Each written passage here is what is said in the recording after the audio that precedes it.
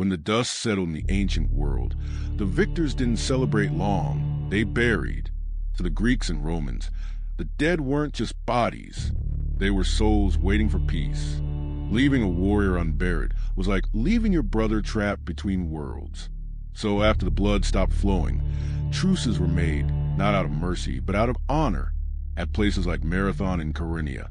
Both sides would pause the killing just to gather their fallen. The Greeks would light funeral pyres right there on the battlefield, ashes rising into the same sky that had rained arrows just hours before. But the Persians, their bodies were left to rot. Victors buried their own. Enemies became warnings to the living. Every sun-bleached skull a reminder. This is what happens when you cross us. Rome carried the same creed. A Roman feared not death. He feared dying unburied. Commanders risked ambushes just to recover their fallen. When Germanicus marched into the Teutoburg forest years after Rome's defeat, he found bones whitening in the mud, skulls nailed to trees like trophies. The Romans gathered every fragment they could, no matter whose it was, because in that moment, every fallen man was kin. But not every army had time for honor. Some fields were so full of corpses the ground became a second sky of faces. Farmers later plowed their fields and hit bones instead of roots. In some places, they used those bones, fence lines made from femurs, skulls guarding farmlands like silent watchmen. Sound savage? It was survival, because those rotting bodies fertilized the soil, war turning death into harvest. Byzantine manuals later even recommended it. Bury your own, leave the enemy where he fell. Let the stench do the talking. Let the vultures preach fear. And if no one buried them, nature took command. Crows, wolves, and time, the cleanup crew of history. Battlefields stripped bare by beasts long, before the next rain washed away the blood.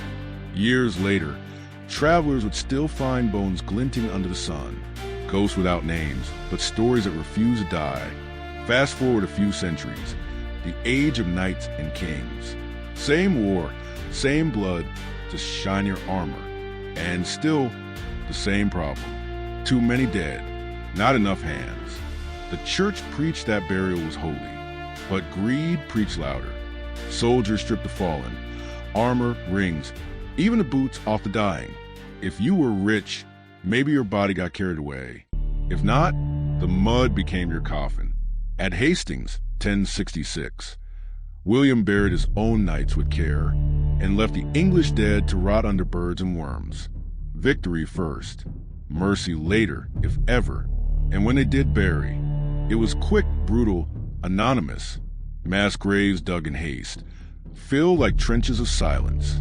At Visby, 1361, hundreds of bodies tossed into pits, still wearing armor, because by the time they came back to clean, decay had won the race. Even the metal wasn't worth taking. The stench? Unimaginable. The silence? Absolute. But someone had to do it. When the armies moved on, locals were left behind. Farmers, monks, villagers. They were the silent cleaners of war. They buried what soldiers didn't. They prayed over what kings ignored. Monks near Cressy gathered French corpses by hand. No gold, no armor, just pity. For them, each burial was penance, each pit a prayer. And still, decades later, travelers found skulls lying open in fields, bones rising to the dirt like memories that refused to stay buried.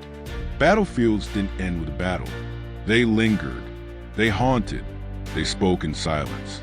In the end, every army, ancient or medieval, followed the same brutal logic. Honor your own, loot the rest. If you can't bury, burn. If you can't burn, let the earth eat what's left. It wasn't just cleanup, it was strategy. A rotting field broke the enemy's spirit faster than any sword. Bones became warnings, smells became messages, and nature became the final general. Every blade of grass on those fields grew from someone's story. Every crow's cry was a reminder. Victory has a smell, and it's not glory. These weren't just battles. They were storms that never ended. The fighting stopped, but the dead stayed behind, teaching silence louder than war cries. So the next time you hear about a great victory, remember, Someone had to clean up the ghosts. If you felt that if you could see it, then you're one of us, a student of war, not just a spectator. Hit that subscribe button like you'd strike a shield, and step into the next battlefield with me. Because history doesn't whisper to everyone, only to those who listen.